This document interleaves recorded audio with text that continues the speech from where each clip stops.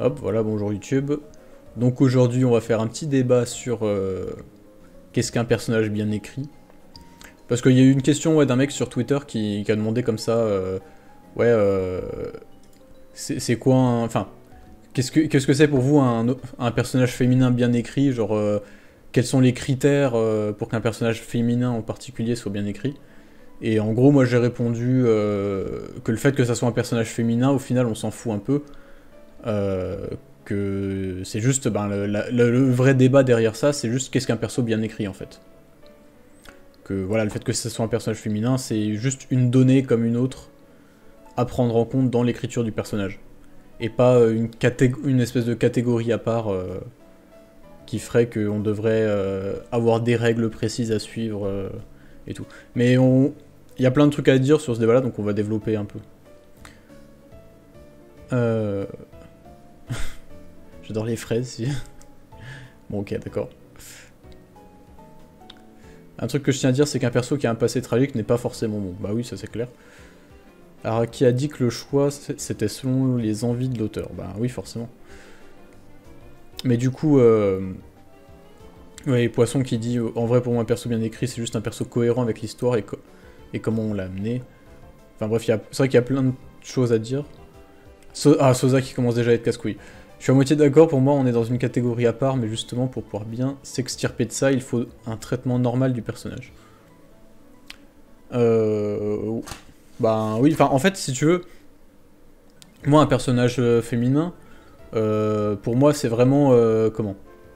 En fait, ouais, tu dis on peut pas le traiter comme un personnage comme un autre, à cause de ses antécédents de personnages féminins, mais en fait ça marche pour tout. C'est ce que je voulais dire à la base avec le tweet, c'est que, en fait, bien sûr qu'un un personnage féminin, on l'écrit pas comme n'importe quel personnage parce que c'est une femme en fait. Genre le fait que ça soit une femme, c'est une donnée importante à prendre en compte. Et putain, il fait chier le chat. C'est une donnée importante à prendre en compte. Sauf que, comment dire? Sauf qu'en fait, ça marche avec plein d'autres trucs. Un personnage pauvre, c'est pareil, c'est un truc à prendre en compte. Un personnage pauvre, tu l'écris pas comme un personnage bien écrit, enfin comme un personnage riche. Un personnage gay, tu l'écris pas comme un personnage hétérosexuel. Un personnage je sais pas moi, qui est tout petit, tu l'écris pas comme un personnage qui fait 2 mètres d'eau. Enfin, tu vois, c'est des trucs en fait qu'il faut prendre en compte. Mais c'est pas des catégories vraiment mis à part et tout, tu vois. Genre, là faut me ban avant qu'il soit trop tard, sinon tu vas recevoir beaucoup trop de pavés. Oh, t'inquiète. C'est un peu le but, hein, ce soir, je vais vous lire un peu le chat. Ouais,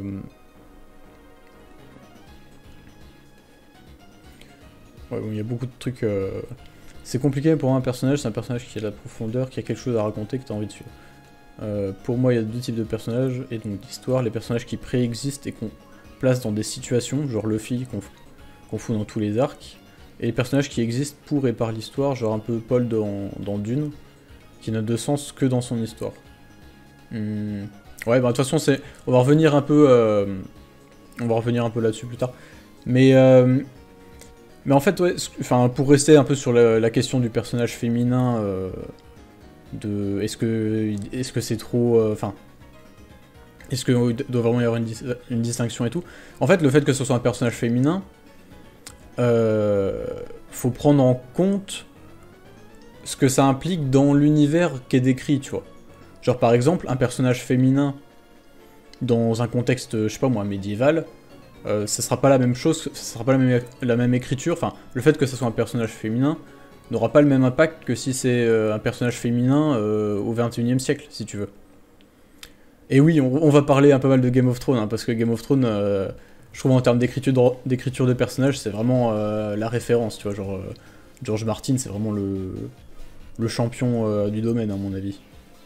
Enfin, en tout cas, dans un domaine précis de l'écriture de personnages, mais on en reparlera plus tard. Donc ouais, en fait, si vous voulez, le fait qu'un personnage soit un personnage féminin, soit une femme, en fait, c'est juste un critère à prendre en compte et qu'il faut mettre en parallèle avec tous les aspects de l'univers qui est présenté et son contexte. Est-ce que même si on fait un truc réaliste, hein, genre à notre époque et tout, un personnage féminin au Japon, ça sera pas la même chose qu'un perso féminin en France. Genre, parce qu'au Japon, la société est beaucoup plus patriarcale que chez nous. Alors que chez nous, on est déjà pas mal patriarcal, mais au Japon, c'est encore pire, quoi.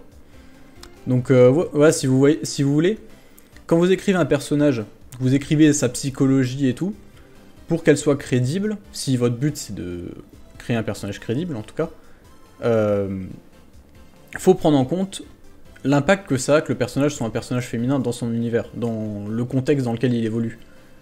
Genre si toute sa vie, le perso féminin, on lui a bourré le crâne en lui disant qu'il fallait qu'elle soit femme au foyer et tout, bah on peut pas lui en vouloir de vouloir être juste une femme au foyer, si vous voulez. Et si on décide de faire un personnage féminin qui vit dans ce contexte-là, mais qui décide au contraire de pas être une femme au foyer, c'est un truc à prendre en compte qui est plus important que dans un autre contexte. Enfin bref, je sais pas comment... Enfin, je suis un peu confus là, mais je pense que vous voyez ce que je veux dire. Alors, Sosa, qu'est-ce qu'il me raconte? Mais en vrai non, parce qu'en soi, les pauvres sont pas mal représentés en fiction, même s'ils sont éminemment politiques, tandis qu'ils exigent pas de travail de représentation particulier, parce que, en soi, la représentation des pauvres est pas vraiment problématique en art, tandis que justement les minorités se doivent d'avoir des représentations banalisées et éloignées de tout stéréotype. Donc on n'est pas sur le même défi, même si on est sur deux catégories défavorisées. Non mais, le truc...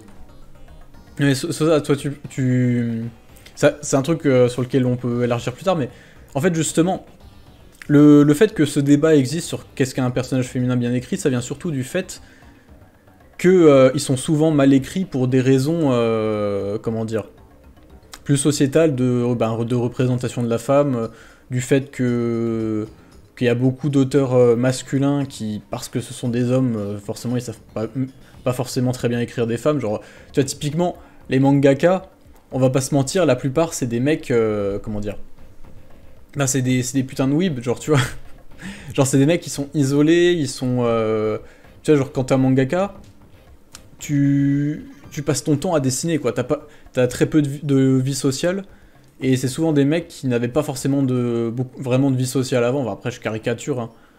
C'est pas forcément ça, mais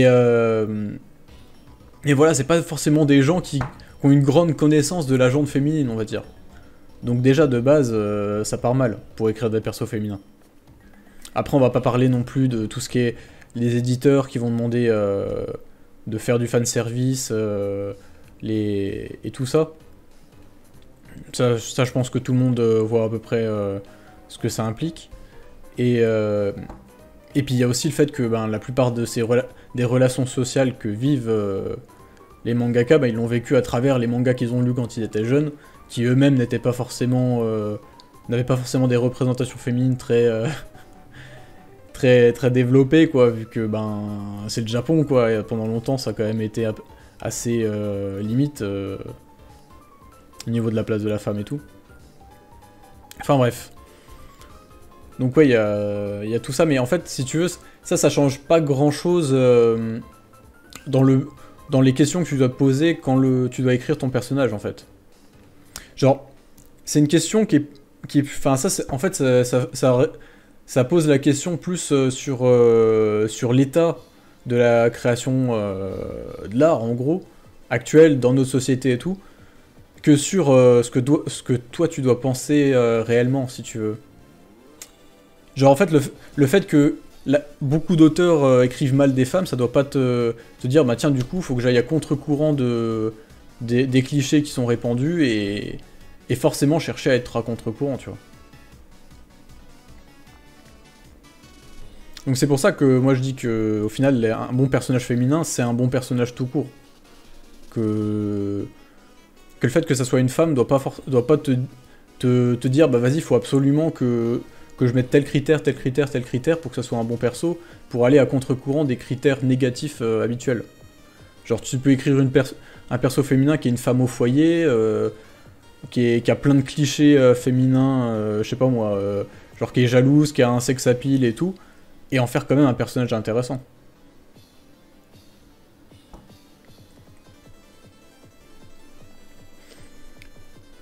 Je vais peut-être dire une connerie, mais pendant un temps, les femmes étaient pas autorisées à faire des mangas. Bah si, bien sûr qu'il y a plein de mangaka féminins. Là c'est juste que... Bah, en général, c'est vrai que les femmes mangaka, elles font des personnages féminins qui sont souvent meilleurs, mais après... c'est logique en un sens. T'as loupé tout le débat? Non mais on vient à peine de commencer là. T'inquiète. Attends, je vais remonter un peu le chat parce que j'ai beaucoup parlé dans le vide. Coucou le papa de Naruto, ouais, c'est vrai que Kishimoto en termes d'écriture de femme, bon, voilà quoi. Cascade est un bon perso féminin, ouais. Il y a même des mangaka pointeurs chelous, bah oui, ça on va pas développer encore, parce qu'en vrai, on en entend parler, mais c'est pas forcément une majorité non plus. Hein. Pour moi, un bon personnage féminin ou masculin, peu importe, incarne une idée, une thématique propre à l'œuvre, qu'il ait une écriture bonne ou cohérente, tant le personnage est propre à l'univers dans lequel il évolue, c'est un peu flou, désolé. En vrai, pas que. Il y a de ça, mais on va voir plus tard, je vais développer un peu. Mais pour moi, c'est pas juste ça. Faut que le personnage féminin raconte quelque chose sur ce que c'est qu'être une femme dans telle ou telle société, tel ou tel contexte. Il faut que les femmes puissent se voir dans ce personnage. En vrai, oui et non, parce que, comme je te dis, que ça raconte des choses sur la place de la femme, c'est intéressant, et puis pour moi, c'est un peu obligatoire, tu vois. Mais pas que, genre, tu vois, les hommes aussi, faut que ça raconte quelque chose sur la place de l'homme dans la société. Pour moi, si tu cherches à faire un personnage qui est sociologiquement concret, crédible, bah t'es obligé de parler de comment ces spécificités ont un impact sur la société, et, enfin, ou sont vues par la société. Genre, par exemple, un homme noir, tu vas pas l'écrire de la même manière qu'un homme blanc si tu fais une histoire qui se passe dans les années 80 aux USA, tu vois. C'est ce genre de trucs qu'il faut prendre en compte. Mais c'est pas forcément à ça que doit se résumer le personnage, tu vois. Genre un personnage, ça doit pas être juste ce que son archétype est censé représenter dans la société, en fait. Ça peut être plus, ça peut être juste ça, si le but c'est que ça soit juste ça, enfin bref.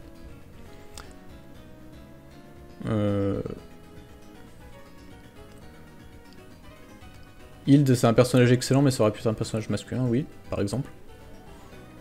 On peut créer un personnage, un genre, ben... Ouais, je suppose que tu veux dire SNK. Mais qui sera interprété différent selon si c'est un homme ou une femme. Ouais, je suppose que tu parles de Hansi. Car oui, on rappelle que Hansi, je sais même plus comment on prononce son prénom. Techniquement, c'est pas un personnage féminin, c'est un personnage non binaire. Enfin... Non, c'est juste que le sexe est pas... est laissé volontairement ambigu et qu'il a jamais précisé, parce que c'est une des spécialités de la langue japonaise, qui existe aussi en coréen pour les webtoons d'ailleurs. Dans Tower of God, il y a des trucs comme ça aussi. Qui fait que ben, tu sais jamais si... Enfin, c'est jamais précisé si le perso est féminin ou masculin, parce que t'es pas obligé de mettre des articles féminins ou masculins en japonais. Après, ça dépend des gens pour les persos, qu'ils soient bons ou non, genre l'impact que ça peut avoir sur nous. Je pense que ça joue sur notre impression. Moi je reste sur ma position, cependant qu'Alpha dans les Kama c'est le top 3 des personnages féminins qui existent. Bah oui, mais tu vois, c'est parce que justement, on va en parler un peu tout à l'heure, mais oui, un bon personnage féminin, c'est pas forcément un truc qui a un giga développement. Enfin, un bon personnage tout court, hein, c'est pas forcément un personnage qui a un énorme développement, une psychologie complexe et tout. Enfin, c'est plus que... Il y a plein de trucs à avoir d'autres. En vrai, c'est pas si compliqué d'écrire un personnage féminin autant qu'un personnage masculin. Genre, on peut les interposer avec quelques différences. Bah, encore une fois, tout dépend du contexte dans lequel le personnage évolue. Parce qu'il y a des contextes qui font que la différence entre un homme et une femme peut être très très importante.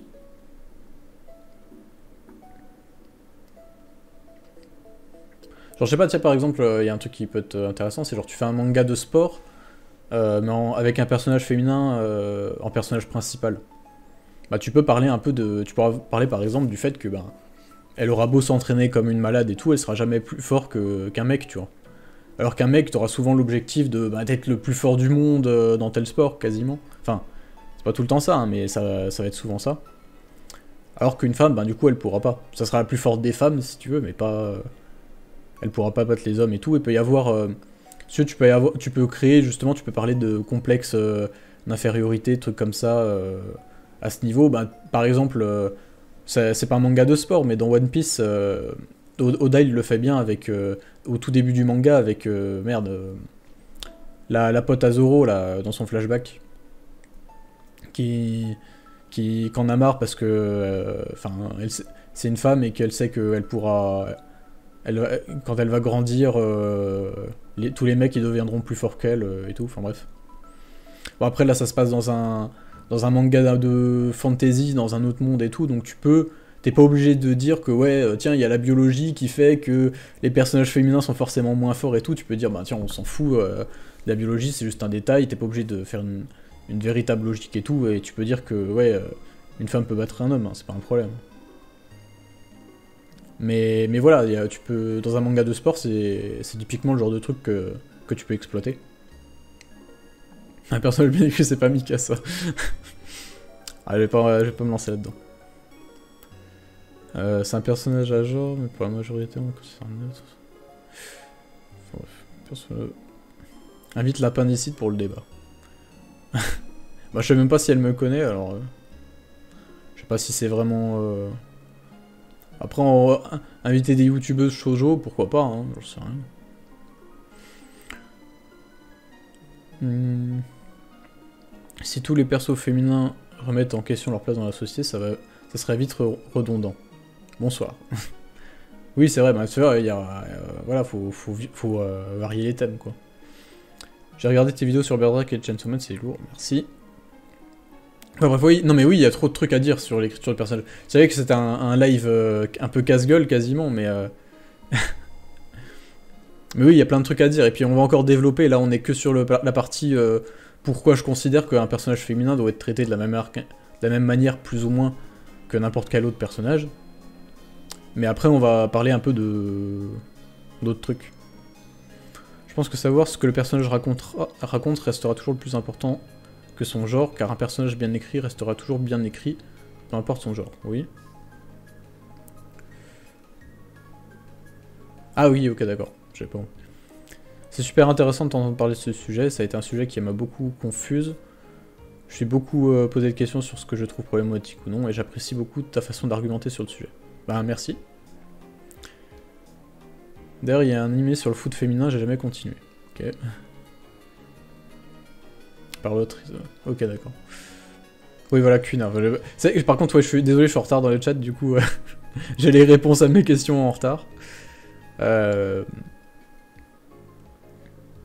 et puis en manga de sport avec des personnages féminins, bon, le personnage principal c'est un personnage masculin, mais en ce moment je suis MMA de Hiroki Endo, l'auteur qui a fait Eden.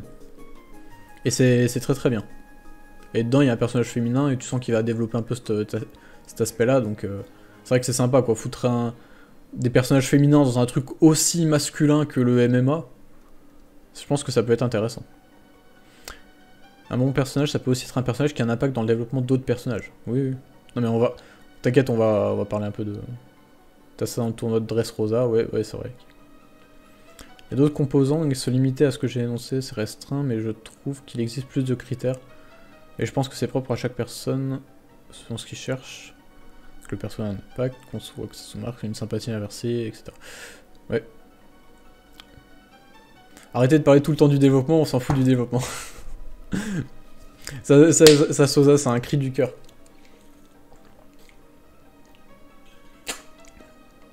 Je dirais pas qu'on s'en fout du développement, mais en tout cas oui, c'est juste un cri, enfin un truc parmi d'autres. Un personnage, il est pas bon parce qu'il est bien développé, tu vois. Il peut être pas développé du tout et être incroyable, ou être développé et être pourri. Mais bref, on va parler un peu plus de tout ça tout à l'heure. Désolé, je vais passer un petit peu parce que je te conseille le manga Tepu qui parle de UFC quasiment avec des personnages féminins. Il parle de minorité, quel est le sport féminin dans le monde du sport. Ok, d'accord. Ouais, bah, Tepu. Ok. Tepu, je suppose que ça dit. Bon, ok, je note. Par contre, je vais dormir. Ok. Ah, c'est bon, j'ai rattrapé le chat. D'ailleurs, je trouve dommage que l'auteur de Jujutsu Kaisen ait parlé de sexisme dans son œuvre, mais traite pas de façon égale les personnages féminins et masculins. Bon, je suis pas un expert de Jujutsu Kaisen, je me suis mis à jour là récemment. On voit qu'il sent, enfin on sent qu'il essaye de mettre des persos féminins badass et tout, mais bah, quand même tu sens que les persos principaux ça reste des persos masculins quoi. Oui, oui, non mais oui j'ai mis la... En fait en playlist là j'ai mis les musiques de Pokémon Platine. Donc oui c'est ça. Il y aura que ça. En 5 secondes tu nous cites 5 persos féminins que tu considères comme bons. 3, 2, 1 c'est parti. Alors Rachel de Tower of God, Farnèse de Berserk, Cascade Berserk, forcément.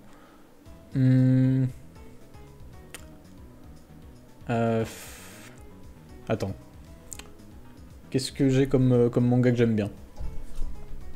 Je suis trop nul pour, pour citer des trucs comme ça de tête. Genre, ah bah tiens, récemment, c'est un truc qui est pas forcément très connu, mais My Home Hero, qui parle d'un daron qui est un peu poursuivi par la mafia. Dedans, la femme du daron, genre on s'attend à ce que ça soit le daron qui affronte la mafia et tout, un peu manière badass et tout. Et en vrai, la daronne, enfin sa femme du coup, dans le manga, elle est incroyable. Genre, c'est pas du spoil parce que c'est vraiment au tout début du manga, mais elle comprend direct qu'il a fait un truc et tout, qu'il se passe un truc bizarre alors qu'il voulait un peu cacher le machin. Et elle va l'aider et tout, et c'est vraiment un couple qui est incroyable.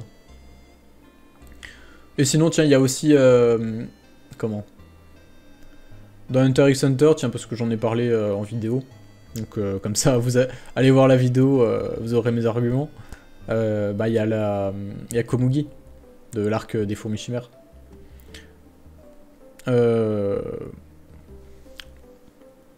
Et qu'est-ce que j'ai d'autre comme manga que j'aime bien? Bah tiens, dans Pandora Hearts, que j'aime bien, il y a Alice. Lacey aussi, j'aime bien Lacey. Et puis sinon, bah tu sais, t'as des trucs genre... les mangas de Fujimoto, quoi, genre tous les personnages féminins de Fujimoto, ils sont bons. D'ailleurs, c'est marrant que... Enfin bref. Genre vraiment, c'est vrai qu'il met vraiment l'accent... Je crois que c'est un gros simp en vrai, Fujimoto, parce que tous ces personnages féminins, il les fout... Il les met grave en valeur, hein, genre... Mais déjà t'as... Comment? T'as Dueri où le personnage féminin est quand même assez important. Look Back où c'est littéralement deux meufs. Chainsaw Man où tous les personnages féminins sont iconiques, quasiment. Enfin bref, c'est vrai qu'il met le paquet. Ou même Fire Punch, ou même si Togata, on sait, ouais voilà, c'est un autre, on va pas rentrer dans le débat, mais voilà. Donc ouais, il le fait très bien. Et Hild dans Vinland Saga, forcément, ouais, c'est un super personnage féminin.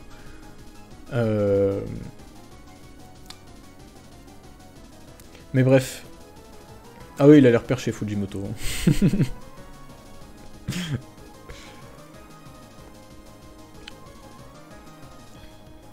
Mais du coup, justement, qu'est-ce qui fait que c'est des bons personnages?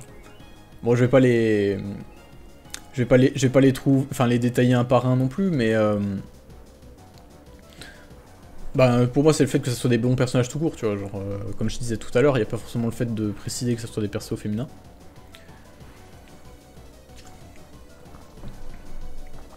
Et du coup, ouais, je sais pas, on va pouvoir du coup commencer à réfléchir un peu sur le qu'est-ce qui fait qu'un perso est bien écrit. Et du coup, je pense que la première chose à se demander, c'est déjà quel est le type d'histoire qui est racontée. Parce qu'en fait, si vous voulez, il y a des personnages, comment dire? Il y a des personnages en fait qui n'ont pas forcément une écriture incroyable, mais qui sont très très bons parce que dans le contexte, il n'y a pas besoin d'une écriture incroyable. Genre, je vais vous parler par exemple d'un manga, enfin, c'est un manga que j'adore prendre comme exemple dès qu'on parle un peu de narration qui sort des codes habituels, parce que c'est assez éloquent en vrai. Enfin, c'est assez facile comme argument. C'est Blame. Parce que Blame, c'est un manga, genre, je lui mets 10 sur 10, chef-d'œuvre, etc. C'est vraiment le truc. Je peux vous faire un pavé pour vous défendre comme quoi c'est une œuvre incroyable. Et il se trouve que le personnage de principal de Blame, qui s'appelle Killy. Il est super bien écrit, pour moi. Sauf qu'en fait, le personnage, il est pas du tout développé, genre, tu sais pas qui il est, y a pas de... tu vois pas son passé et tout. Il évolue pas du tout. Pendant toute l'histoire, ça reste le même, tu vois, genre vraiment... Et en plus, il parle pas. Il est complètement... En fait, il est complètement monolithique, tu vois, il est... tout le temps, c'est genre, limite un cliché, tu vois. Genre, il a le visage tout le temps fermé, pas d'émotion. Il parle pas. Juste, il fait des trucs et tout. Mais le personnage est super, parce qu'en fait... Ben, déjà, Blame... c'est difficile de se dire qu'il y a vraiment une histoire derrière. Il y a une histoire, hein, mais c'est giga cryptique et il faut avoir lu 30 fois le truc pour comprendre, mais... Et encore, si tu dois faire plein de théories toi-même et tout. Mais si tu veux, tu sens que l'histoire, c'est pas forcément l'important, en fait, dans le truc. C'est plus... comment l'ambiance, en fait, qui importe. En tout cas, c'est ça sur lequel le mec a mis l'accent. Cryptique, dans le sens... bah, en fait, si tu veux, tu sens que t'as une histoire, mais...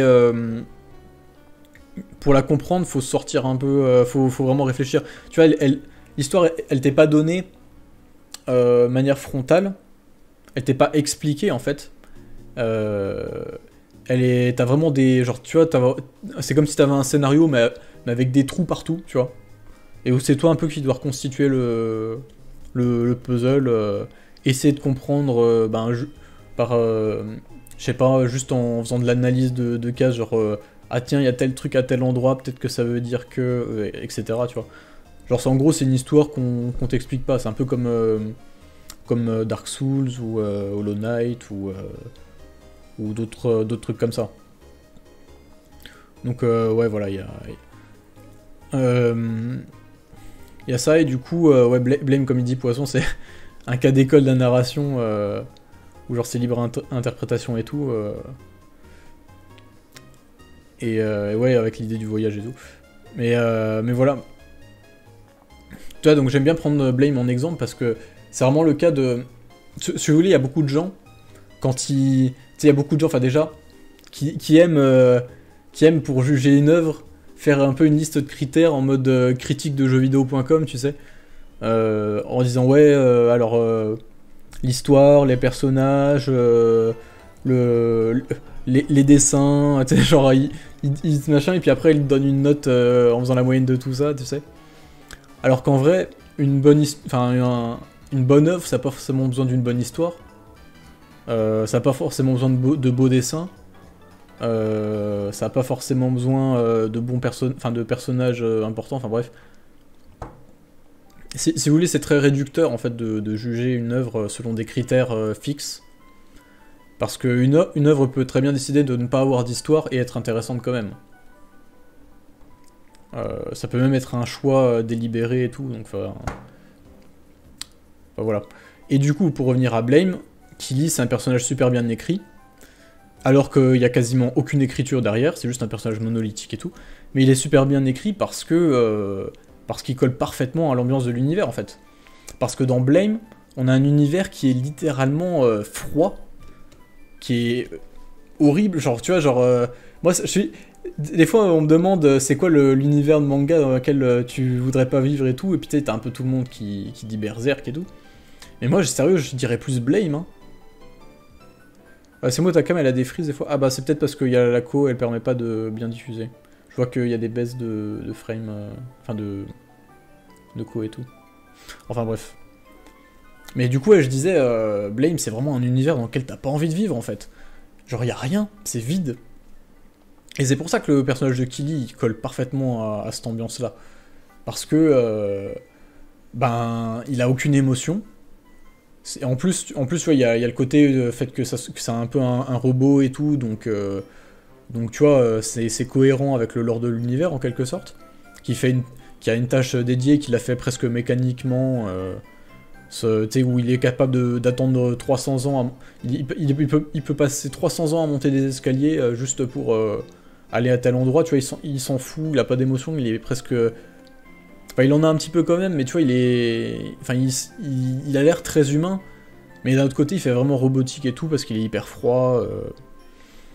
Donc, si tu veux, le fait que tu le développes pas, ça rajoute vraiment du mystère au truc, genre tu sais pas d'où il sort, pourquoi il... Est-ce qu'il a vraiment des convictions perso, qu'est-ce qu'il fout là, quel est son passé et tout, tu sais pas, donc ça rajoute du mystère, ça rajoute un peu un côté iconique au personnage. Et pareil, le fait qu'il soit tout le temps froid et tout, ben, ça participe à l'ambiance générale. Donc si tu veux, le personnage, l'écriture du personnage, elle se résume en une phrase, tu vois, genre vraiment t'écris ça sur un bout de papier, mais c'est une écriture qui est parfaite parce qu'elle correspond parfaitement à l'ambiance du truc. Elle correspond parfaitement à ce que l'auteur a voulu faire en fait. Donc tu peux pas dire en te basant sur des critères comme, je sais pas moi, le développement du personnage, la profondeur de sa psychologie, ces trucs comme ça, tu peux pas baser sur des critères comme ça pour juger si le personnage est bon ou pas. Parce qu'il y a forcément des cas où ça va pas marcher. Et Blame, c'est vraiment un bon exemple pour ça.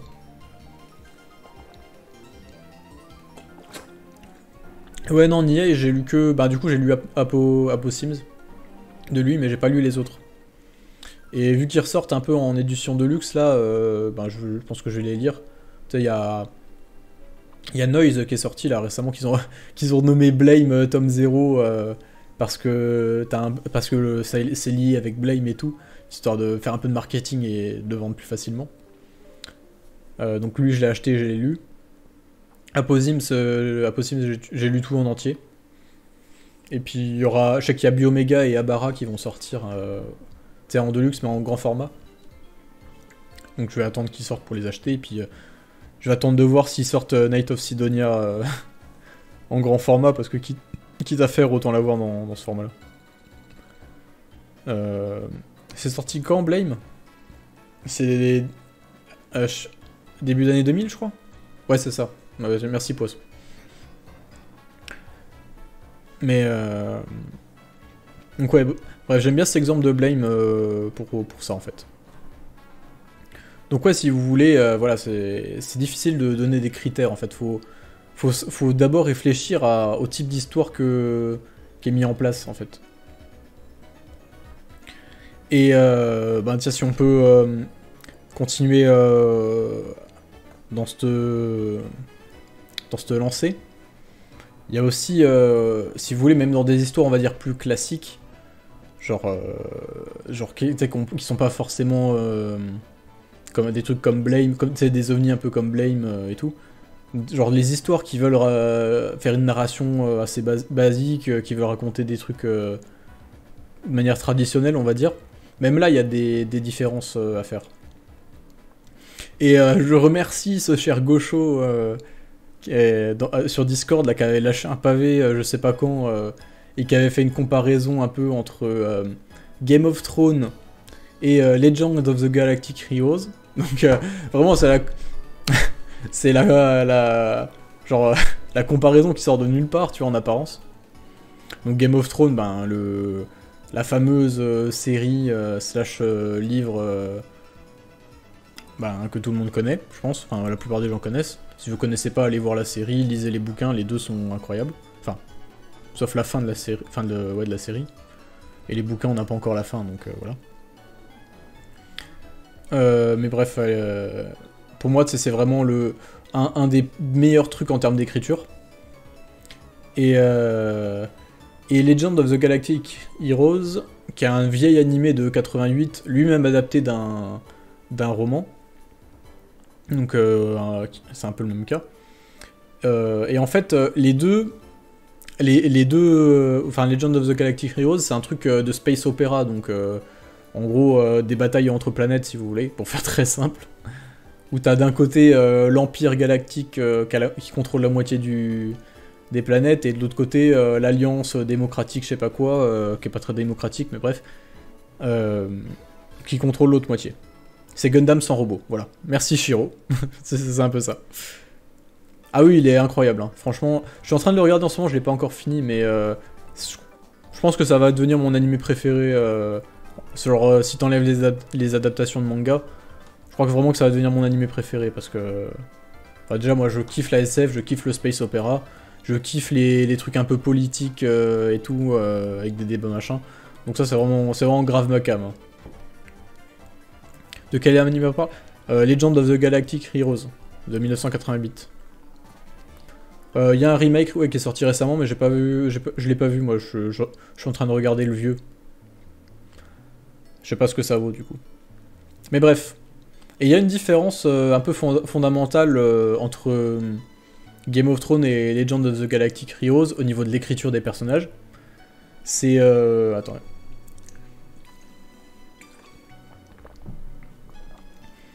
C'est qu'on sent que les personnages, ils sont pas écrits du tout de la même façon.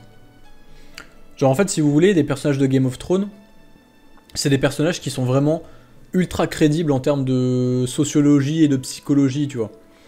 Genre en gros, presque, même les personnages ultra secondaires et tout, toutes leurs pensées, toutes leurs actions, elles résultent en fait de tout ce qu'ils ont vécu avant, et du coup de tout le contexte de l'univers en fait. Genre un personnage et tout, il va agir, enfin sa façon de penser et tout, elle va vraiment être dépendante de tout son passé, vraiment du contexte dans lequel il a évolué, il a grandi et tout. Et ça fait qu'en fait t'as des personnages qui sont ultra crédibles, qui ont une immense profondeur, tu vois, genre vraiment... Vraiment tu sens que derrière chaque personnage, il y a un énorme travail et tout. Donc franchement, je trouve que c'est un des meilleurs pour ça. Enfin, après, il y en a d'autres qui le font encore mieux, je trouve. Là, je vais sortir des refs un peu d'intello, mais... mais genre, j'avais lu un roman de Dostoïevski il y a longtemps. D'ailleurs, je suis en train de lire Crime et Châtiment, et c'est un peu pareil. Ou pareil, Dostoïevski, lui, c'est un gars qui est super fort pour plonger vraiment en profondeur dans la psyché des personnages. Enfin bref. Mais ouais, dans Game of Thrones, t'as vraiment ça qui poussait super loin. Et si tu veux, c'est génial. Parce que là, c'est des personnages qui sont vraiment parmi les personnages les mieux écrits que je connaisse.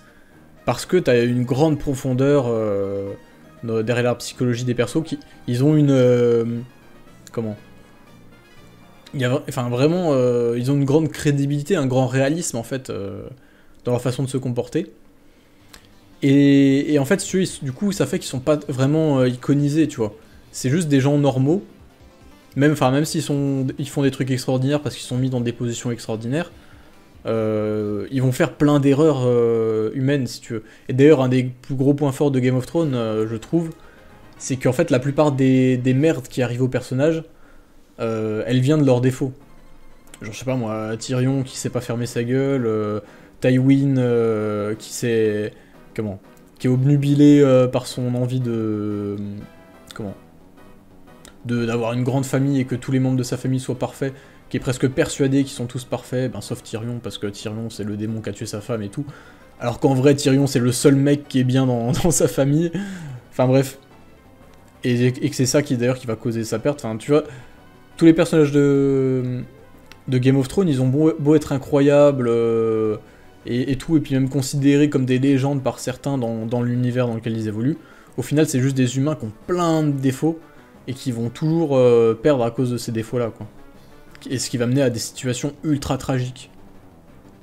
Alors que d'un autre côté, t'as Legend of the Galactic Heroes, où là, les personnages, ils vont être beaucoup plus iconisés, en fait. Genre, tu vois, les personnages, ça va être vraiment... comme un peu des légendes en devenir, si tu veux. Où ils vont tous être extraordinaires, assez droits dans leurs principes, et pas trop y changer et tout. Donc si tu veux, ça peut paraître un peu moins crédible, peut-être avoir un peu moins de profondeur et tout.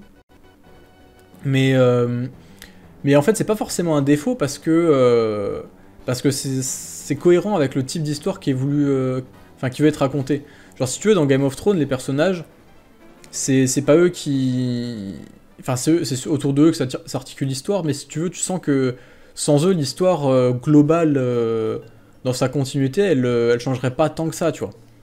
Tu sens vraiment que l'auteur, il veut faire en sorte de montrer un univers en évolution, et que peu importe les volontés des personnages, cet univers, il est... Tu vois, c'est comme en vrai, tu vois, genre c'est pas une personne seule qui va changer le destin de l'univers, tu vois, genre... T'as vraiment ce côté, la société, elle est... Enfin, la grande histoire, genre, elle est composée d'humains d'humains normaux et tout, et il n'y a pas de grands humains derrière tout ça qui vont apporter des changements majeurs. T'as toujours un côté, comment, sociétal en fait derrière qui va un peu diriger tout ça, quoi. Alors que Legend of the Galactic Heroes, justement, c'est littéralement la légende des héros de la galaxie. Donc t'as ce côté vraiment légende, quoi.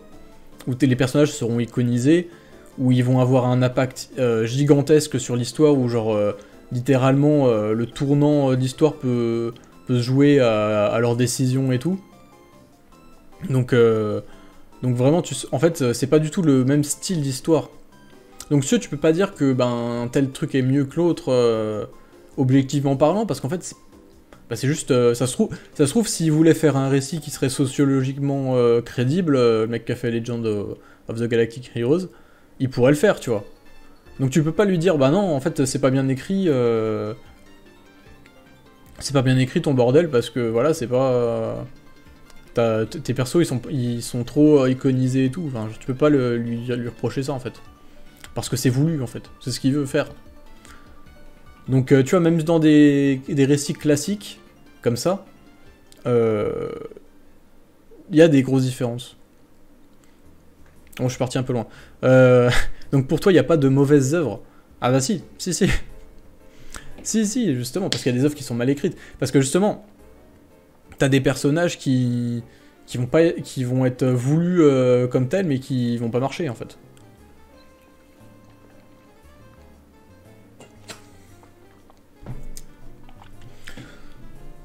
Je suis en train de réfléchir, je sais pas si j'ai un exemple qui me viendra en tête. Parce que après moi je suis assez bon public, hein. Y a pas de manga que je trouve mauvais. Enfin pas énormément, ou en général j'y pense pas, mais tiens par exemple Fairy Tail. Dans Fairy Tail il y a des personnages... comment, leur fonction elle est nulle en fait. Quand t'as un personnage principal... je sais pas comment dire... Donc au final, qui est juste là pour servir un peu de fanservice, forcément c'est pas ouf, quoi. Tu vas pas dire que le personnage est bien écrit.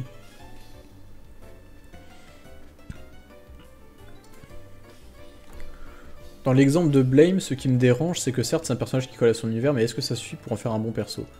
Un perso cartoon dans un univers cartoon est forcément bon. Ou pas. Je suis d'accord sur le fait qu'un perso n'a pas besoin d'être forcément développé pour être bon, mais qu'est-ce qui fait qu'il est bon? En quoi qu'il lit dans Blame est meilleur qu'un autre? Déjà, je pense que le fait l'histoire de faire des comparaisons, c'est pas forcément une bonne chose. Parce que, à quoi tu veux comparer Blame, en vrai? genre des œuvres comme Blame, il y en a pas beaucoup, quoi. Donc, pour les comparaisons, ça va être compliqué. Mais je pense que, justement, tu peux pas comparer des personnages dans des œuvres qui sont écrites complètement différemment. Tu vois... Et puis pour moi, un perso cartoon dans un univers cartoon, c'est un bon personnage. Enfin, ça dépend d'autres... Il y a d'autres paramètres à prendre en compte, si tu veux. Et pareil, je veux dire, dans Blame, en vrai, je dis que son écriture, elle se résume en une phrase et tout. Mais en vérité, il suffit pas de faire un perso monolithique dans Blame pour que ce soit un bon perso monolithique, si tu veux. Genre, il y a plein de petits trucs qui font que le truc passe bien. Que ça soit genre, je sais pas moi, juste la mise en scène des combats où tu sens que le perso, vraiment, il est froid tout le long, où il a des réactions logiques selon sa propre écriture et tout. Le fait qu'il soit bien dessiné, enfin que son visage froid soit très bien dessiné, sans émotion et tout. En fait, ça joue à plein de petits trucs, de petits détails comme ça qui font que, au final, t'y crois, quoi. Et c'est aussi un peu en ça qu'on reconnaît des personnages bons ou pas, c'est que des fois t'as des personnages, c'est juste, tu sais, ils vont être écrits de telle façon, et puis en fait après, l'auteur, tu sais pas pourquoi, il va pas être cohérent avec l'écriture qu'il avait posée à la base. Genre, tu sais, un perso, je sais pas moi, qui évolue super vite d'un coup, genre tu sais pas pourquoi, il change complètement d'avis du jour au lendemain, enfin bref, c'est rarement bien foutu. Salut, je n'ai pas vraiment le temps de rester, du coup je voulais te demander s'il y aura une rediff. Ouais, il y aura une rediff. Comme d'hab sur la chaîne secondaire.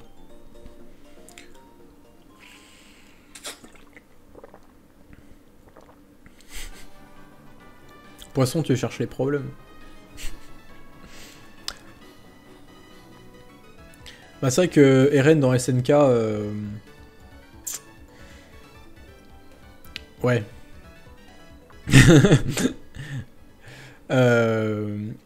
Bah en fait, son changement, il est artificiel et puis volontairement artificiel, mais même... Enfin, si tu veux, le fait qu'il fasse un changement artificiel, c'est volontaire. Je veux dire, le personnage lui-même a changé de manière artificielle parce que c'était son plan, en gros, entre guillemets. Mais je trouve quand même que ça a été mal amené. Ça aurait pu être bien, mais je pense que ça a été mal amené. On va éviter de spoil la fin pour ceux qui attendent encore l'animé, mais voilà.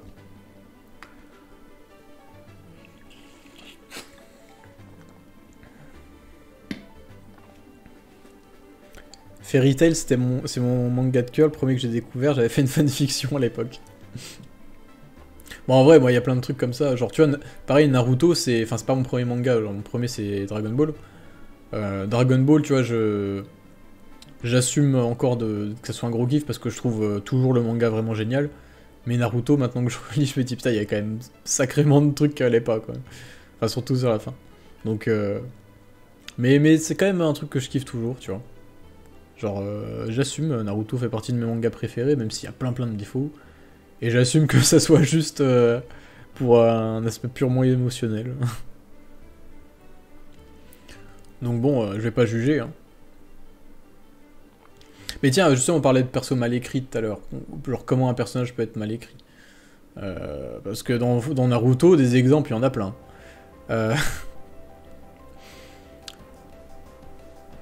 En fait, c'est limite compliqué de dire pourquoi un personnage est mal écrit. Mais par exemple, dans Naruto, ben, t'as le fait que les personnages, ben, ils servent... Il y a des personnages qui servent à rien alors qu'ils sont centraux, en fait. Genre, Sakura, par exemple, c'est un bon exemple. En le sens où, ouais, bon, Tenten, on va pas en parler, hein, c'est une plante verte, en gros. Mais genre, Sakura, si tu veux... Enfin, quand quand tu écris une histoire aussi classique que celle de Naruto, et où les personnages se comportent de manière classique, ont un rôle aussi classique, tu vois, genre vraiment, genre ils soutiennent un peu l'histoire et tout. Le fait qu'un personnage ait aussi peu d'impact alors qu'il soit aussi central, pour Sakura, hein, et qu'il y ait aussi peu de développement derrière, parce que là, pour le coup, je sais qu'on disait tout à l'heure que le développement, on s'en fout globalement, mais là, dans un truc aussi long, où c'est une histoire clairement, où tu sens que... Enfin, c'est pas un récit initiatique non plus, tu vois, enfin si, il y a de ça avec Naruto, mais où tu sens vraiment que les persos, ils grandissent, changent et tout. Enfin, là, le développement, je trouve qu'il est important, et je trouve que celui de Sakura, il est proche du néant, en fait. T'as 2-3 trucs, quoi, genre au tout début du manga, quand elle... Je sais pas, t'as le passage où elle se coupe les cheveux, là, qui était pas mal, où tu sentais qu'il y avait un petit développement. T'avais après l'ellipse, quand elle était devenue balèze à la bagarre et qu'elle savait soigner, tu vois, genre... tu sentais qu'il y a un rôle, mais c'est vraiment pas aller plus loin, quoi. Je dois quitter, mais c'est vraiment intéressant, merci et bonne soirée. Bah merci, hein. A plus. On va finir avec la rediff, si tu veux. Tenten, le personnage est intéressant dans l'animé humoristique où Roxy est le perso principal. Pourquoi pas.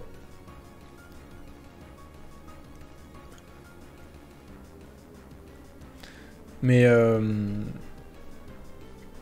enfin bref. Mais c'est vrai que c'est compliqué de dire en quoi un personnage féminin est bon ou pas. Enfin, un personnage tout court même. Parce que déjà, genre tu vois, il y a des gens qui vont dire des fois le personnage quand il est pas... je veux dire, même dans une histoire classique, t'as pas forcément besoin de développer la psychologie, la crédibilité de tous les personnages, parce que des fois t'as des personnages, ben... C'est juste des personnages fonction si tu veux. Ils servent à un truc dans l'intrigue, genre je sais pas, un méchant random qui va ensuite développer tel personnage, ou permettre à telle intrigue de se lancer, ou genre les persos ultra secondaires, tu vois, t'as pas besoin de les développer les persos ultra secondaires. Genre, y a que dans One Piece où le petit méchant random il va avoir un flashback de 10 pages, tu vois. Je caricature.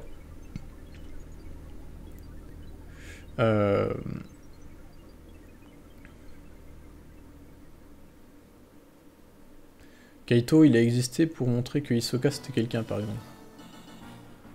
Kaito. Je me rappelle plus qui c'est, Kaito. Désolé. Non, non, mais non, Kaito, c'est le...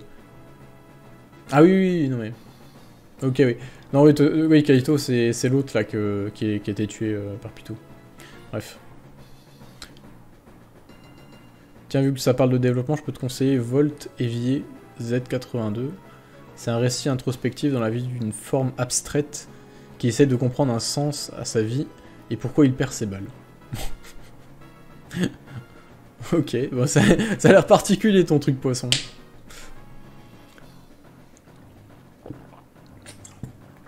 Ah, balle perdue pour One Piece. Non, en vrai je me moque, mais je trouve qu'il y a plein de gens qui sont foutus de la gueule du flashback là, du méchant qui a une... qui porte une couche là, un truc comme ça. Parce que le perso, dans son rôle dans l'histoire, il était complètement osef. Donc en faire un flashback, si tu veux, il y a beaucoup de gens qui se sont dit, bah tiens, c'est une perte de temps, mais en vrai, le flashback est bien, donc on va pas cracher dessus.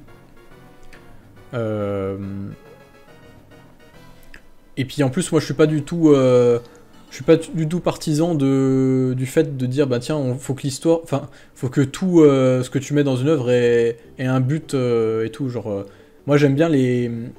J'en avais parlé un peu dans la vidéo sur Chainsaw Man, là, avec... où je citais un peu toutes les qualités du manga. J'aime bien ou non, ou c'était dans la vidéo sur l'Arc de l'Enfer, je sais plus. Mais si tu veux, j'aime bien les moments où des fois l'auteur il va faire un petit pas de côté, juste pour nous montrer des trucs qui ont aucun rapport avec l'histoire, mais c'est juste comme ça parce qu'il avait envie. Genre tu vois par exemple dans l'arc de Chainsaw Man là, c'est le mec qui... Comment ? Le méchant random là, l'un des trois frères et tout, qui se déguise en un des mecs qu'il a tué et va voir un de ses potes pour dormir chez lui. Et au final, où il va discuter avec son pote comme si c'était son vrai pote. Et au final, tu passes un chapitre là-dessus. Ça sert strictement à rien à l'œuvre, ça apporte rien. Le personnage, l'arc suivant, il disparaît et tout. Mais ça donne... ça a été quand même hyper touchant, en fait. Donc heureusement que c'était là, en fait. Et heureusement que Fujimoto a osé faire un pas de côté et mettre de côté son histoire et tout pour faire ce petit truc-là. Et je trouve que Senior Pink dans Dressrosa, même si ça peut paraître un peu forcé, enfin un peu abusé de mettre ça là, je trouve que c'était bien. C'était un bon passage de One Piece, pour le coup. Alors qu'il y a d'autres flashbacks de personnages plus importants que j'aurais aimé peut-être être plus courts, tu vois. Ou plus abstraits. Laisser un petit peu de place à l'imaginaire, genre...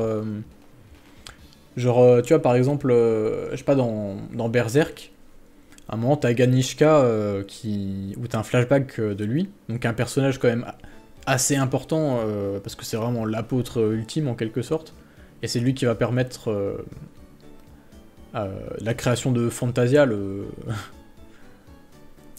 nouvel arc et tout, donc c'est vraiment un passage important du manga.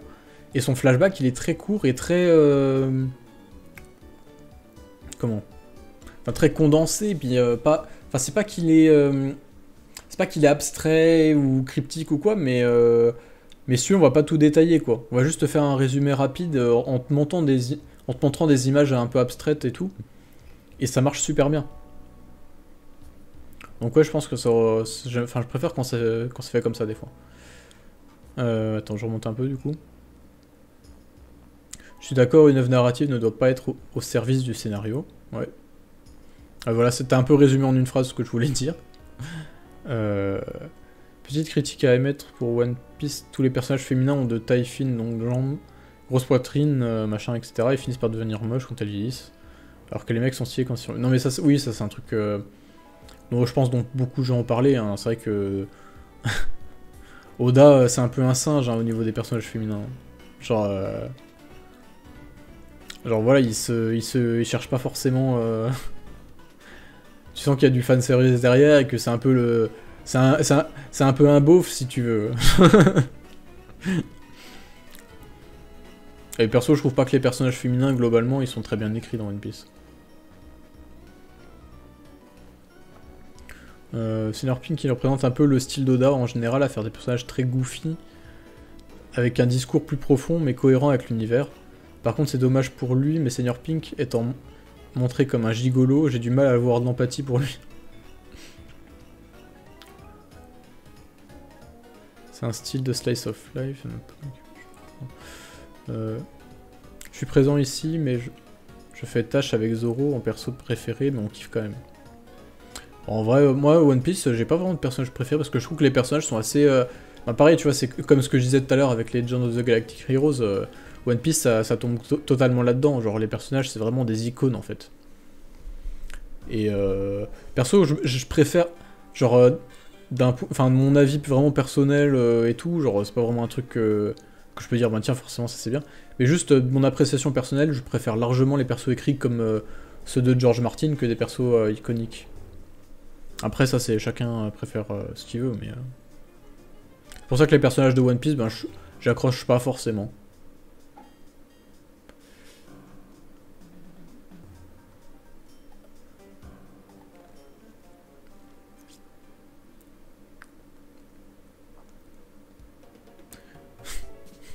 C'est vrai que, oui, suffit de lire les questions-réponses, tu comprends.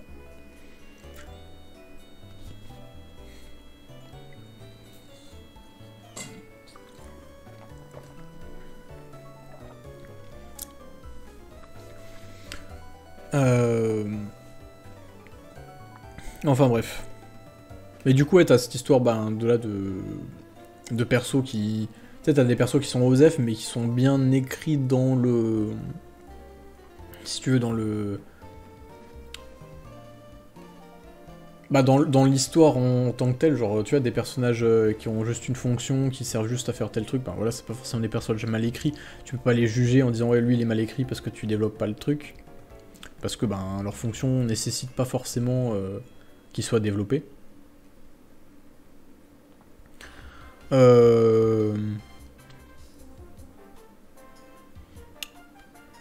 Après oui, enfin, comment? T'as aussi... C'est vrai qu'on peut diviser... Il y a aussi deux catégories possibles qu'on peut faire dans la... Quand on cherche à décrire l'écriture d'un personnage. C'est t'as les personnages qu'on va dire plats, si tu veux. Dans le sens où en fait, le personnage, il existe, il a telle caractéristique et tout, il change pas. D'ailleurs, généralement, ça sera plus des personnages qui auront tendance à être iconiques. Et en fait, c'est eux qui vont changer l'univers dans lequel ils vivent. Alors que t'as d'autres persos, ben, ça rejoint un peu ce que je disais tout à l'heure sur genre Luffy, voilà. Ça rejoint un peu ce que je disais tout à l'heure sur la comparaison Game of Thrones, Legend of the Galactic Heroes. Ou de l'autre côté, ben, t'as ceux qui vont au contraire exister selon l'univers en question en fait. Genre la société dans laquelle ils vivent vont les impacter et ils vont évoluer selon ce qu'ils vivent, selon l'univers dans lequel ils évoluent. Et ce qui fait que ben, on va voir des personnages changer, avoir du développement et tout. Et si vous voulez, ça c'est pareil, c'est deux styles de personnages différents. Qu'on pas forcément... Enfin, et genre tu peux pas te dire que Luffy il est moins bien écrit que... Je sais pas moi... comment? Il y a quoi comme exemple de bons perso qui évolue bah, un Guts, tu vois. Genre, bon, perso, je pense... Enfin si, je pense que Guts est mieux écrit, mais pour d'autres raisons que le fait que Luffy évolue pas, si vous voulez. Genre le fait que Luffy évolue, ben, ça évolue pas, ça fait partie de son écriture, c'est voulu en tant que tel, c'est pertinent pour l'œuvre en question. Donc voilà. T'en es où dans Legend of the Galactic Heroes? Bah j'en suis à épisode 70, je crois. Sur, je crois qu'il y en a 120, un truc comme ça. Je fais petit à petit, genre tu sais, je me mets un ou deux épisodes quand je mange. Donc ouais, je regarde 2-3 par jour, et puis de temps en temps, ouais, quand j'ai rien à faire. Et en vrai, j'ai pas envie que ça s'arrête, c'est trop bien. Genre... J'espère que le truc il continue encore 300 épisodes. Ce qui n'arrivera pas, hein, mais c'est bien dommage.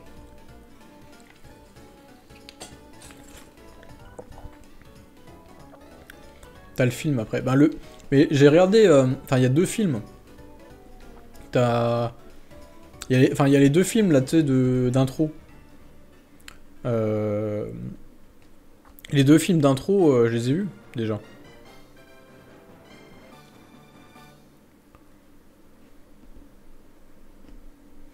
Par contre, je crois qu'il y a il y a une suite, ou un espèce de truc, j'ai pas trop bien compris ce que c'était, mais en série. Genre peut-être, je sais pas moi, un truc de 25 épisodes, un truc comme ça. Euh, Oui, ben voilà, Ken Kaneki, par exemple, dans Tokyo Ghoul, c'est un personnage qui change beaucoup, qui évolue beaucoup, tu vois.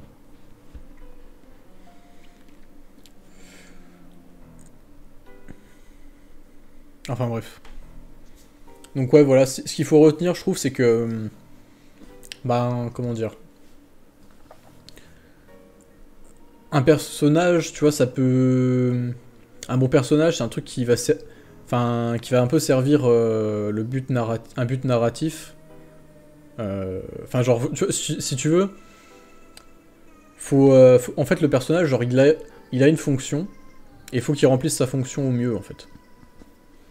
Genre, genre je sais pas moi, que ça soit un but purement narratif, genre, je sais pas moi, un perso qui... Un méchant qui sert à faire évoluer le perso principal, tu vois, ça c'est un bon perso. Un truc qui... Enfin, comment dire, un perso qu'on est censé suivre tout au long de sa vie, le voir évoluer selon l'univers dans lequel il vit et tout, c'est un bon perso s'il est pensé comme tel, et que c'est bien foutu. Enfin, tu vois, faut vraiment se poser la question de quel est le but de ce personnage, en fait. Genre, tu vois, par exemple, euh, dans... Ce qui fait que les personnages féminins sont souvent mal écrits, ça... parce que c'est un peu ça la base même du débat. Ce qui fait que les personnages féminins sont mal écrits, c'est souvent à cause de clichés. Genre, genre oui, la femme, elle est... Comment je sais pas moi, elle est jalouse, elle est émotive, elle est dépendante des hommes et tout, parce que ben, sans eux, elle peut rien faire, parce qu'elle a pas la force, parce qu'elle a pas la volonté, etc. Machin. Donc, et du coup, enfin, les gens vont souvent être tendance à se dire, ben tiens, pour écrire un bon personnage féminin, je vais faire tout l'inverse, tu vois, je vais faire un personnage féminin badass, qui se repose pas sur les autres, qui est limite froid et tout, enfin, tu vois, genre, genre t'as un peu ce genre de truc qu'on voit souvent, tu vois. Et en fait, ça donne des personnages qui sont surtout, en fait, juste des hommes, enfin, qui ont vraiment des caractéristiques masculines, en fait. Euh, donc bon, déjà, c'est pas forcément des personnages qui vont être très crédible. Bon, généralement, l'auteur il fait quand même en sorte que que ça soit crédible, genre avec son vécu et tout. Mais, mais voilà, je trouve que c'est pas forcément une bonne chose à faire. Et puis surtout, je vais enfin pouvoir parler un petit peu de Rachel dans Tower of God. T'as des personnages qui peuvent avoir tous ces clichés et être super intéressants. Genre Rachel dans Tower of God, c'est une meuf, elle se repose tout le temps sur les autres. Mais vraiment littéralement, et puis quasiment que sur des hommes en plus. Genre vraiment sans les hommes qui sont autour d'elle, elle peut rien faire. Elle est vraiment hyper jalouse, elle a aucun talent, vraiment elle est pas forte, elle est pas courageuse. Elle est même pas très intelligente, elle est hyper émotive, hyper jalouse, enfin voilà. Elle a tous les défauts des personnages féminins clichés, si vous voulez. Mais ça a un but narratif. Ça a vraiment une raison d'être. C'est pas là parce que le mec sait pas écrire des personnages féminins. C'est pas des... Oui, pas intelligente, oui, ça se débat, ça. Mais elle l'est un petit peu quand même. Mais c'est pas un génie non plus comme Kun, tu vois. Mais ouais, voilà, elle a un but narratif. J'ai fait une vidéo de 35 minutes dessus, si vous voulez que je détaille. Mais comment? Mais elle a un but narratif, et ses défauts qui fait qu'on la déteste ont un but narratif et un contexte intéressant. Genre, en plus, ça a un but narratif, mais en plus, ça a même plusieurs niveaux de lecture avec, avec le côté. Comment ah bah avec le côté justement où bah, ça critique un peu la société coréenne et l'idée de devoir grimper sur les autres pour réussir. Du fait que si t'as pas de talent, bah, t'es obligé d'être sournois et tout pour réussir, t'es poussé à être un connard en quelque sorte. Le fait aussi qu'on va beaucoup plus te juger si t'es pas beau, si t'as pas de flow et tout, alors que il y en a d'autres qui ont du flow mais qui font 10 fois pire et qu'on pardonne. Enfin, avec ouais, ce parallèle avec la société coréenne qui est vachement tournée sur l'apparence, genre je sais pas si vous savez, mais en Corée vous pouvez littéralement être embauché parce que vous êtes un beau gosse, enfin pas embauché mais c'est l'inverse. On peut vous refuser un job en disant que vous êtes trop moche en fait.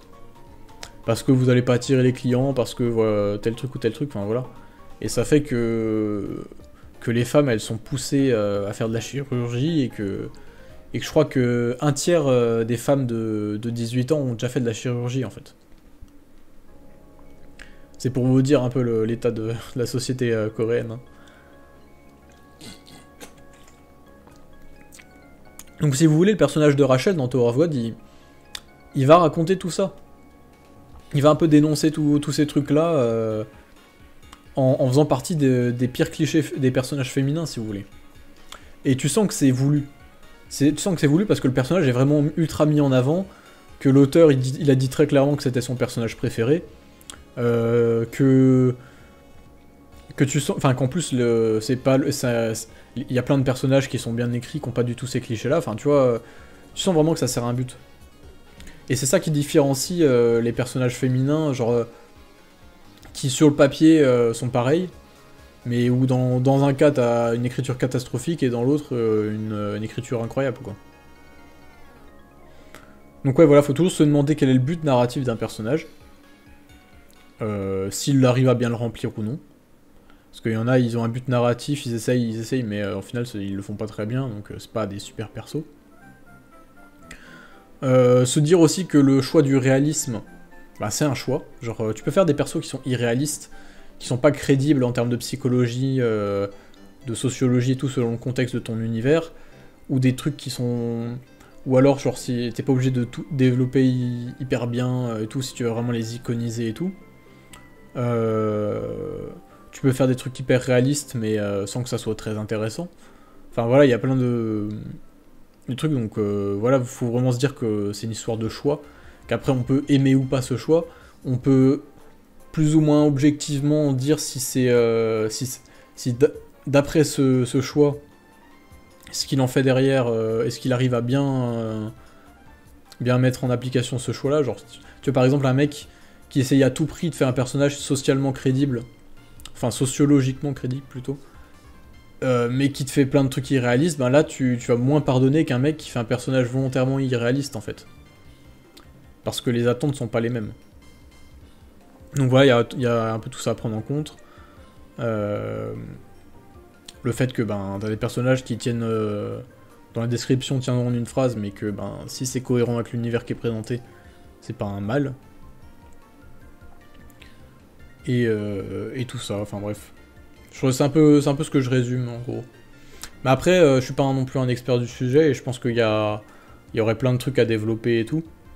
Et là en plus on parle vraiment que de la création vraiment de base. Si on prend pas, c'est ce que je disais en début de vidéo, c'est on prend pas vraiment l'aspect global du truc en mode, enfin.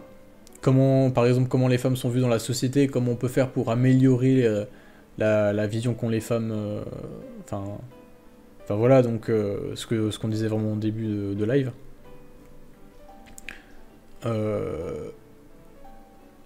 Donc voilà, vraiment, je pense qu'il y a matière à débattre, à parler de plein de trucs. Mais là, en 1 heure de live, c'est déjà pas mal ce qu'on a fait, je pense.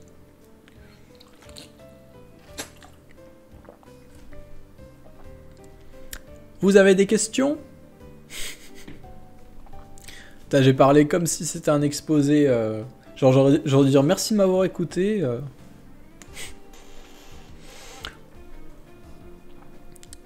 C'est vrai que j'ai beaucoup parlé.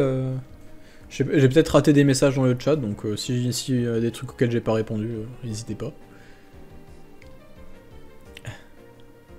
16 sur 20? En vrai, ça va, hein, 16 sur 20. Moi, je suis content quand j'ai ça.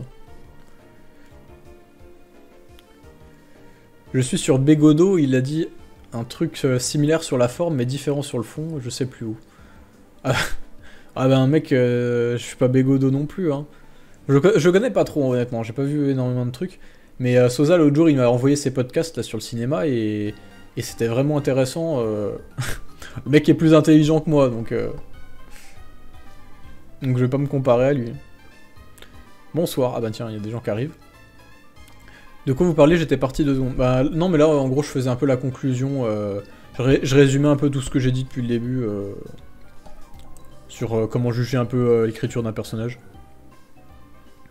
Bonjour, excusez-moi du retard, est-ce qu'il y aura une rediff? Ouais, il y aura une rediff, t'inquiète. Sur la chaîne secondaire. D'ailleurs, je pense que je vais la poster dès ce soir. Que penses-tu de l'hypersexualisation des femmes dans les mangas, du coup? Ben... C'est un vaste sujet. Forcément, j'en pense beaucoup de mal, hein. Genre, ben parce que ça tue un peu l'œuvre et... Enfin, ça gêne beaucoup dans les qualités de l'œuvre. Ça place un peu l'art qu'est le manga comme un simple produit de consommation avec des critères... Enfin, tu sais, un peu des critères en disant... Bah, tiens, il y a tel public, masculin à comment? À satisfaire, donc tiens, on agrandit un peu la taille des boobs de la meuf quand même. Ça pourrait être bien. Enfin, tu vois, genre, ce côté un peu cahier des charges, limite, qui tue l'art, en fait. Donc ouais, j'en pense beaucoup de mal.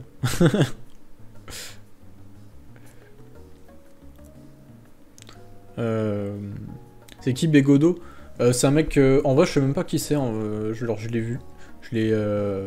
J'ai juste entendu parler de cinéma, je crois que c'est un critique ciné. Hein. C'est un critique ciné qui a l'air vraiment, vraiment costaud, intellectuellement parlant. Après, j'ai pas vu énormément de trucs de lui, mais...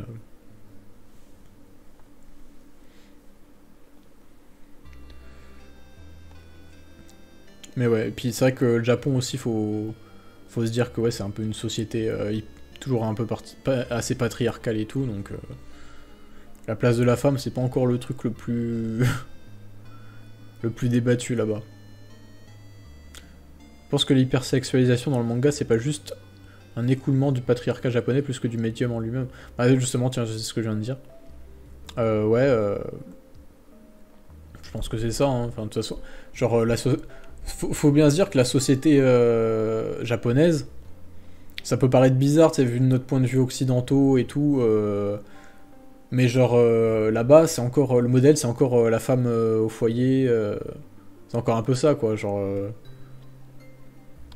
Et encore pas forcément, hein, parce qu'il y a un peu tout un côté, ben justement il y a quasiment pas de natalité parce que la plupart des femmes elles se disent ben tiens on veut pas être femme au foyer, on va bosser, et elles passent leur vie à bosser et puis vu que comment avoir un gosse c'est s'arrêter de bosser pendant quelques mois et après en plus ne pas pouvoir bosser H24 parce qu'on doit s'occuper du gosse. Ben, ça fait qu'elles abandonnent l'idée d'avoir un gosse et que les Japonais, ben, ils font pas de gosse. Mais bref, en tout cas oui, c'est une société qui est hyper patriarcale, hein. Donc il y a de ça, hein. Genre je pense que c'est difficile d'être féministe au Japon, hein. Plus qu'en France en tout cas.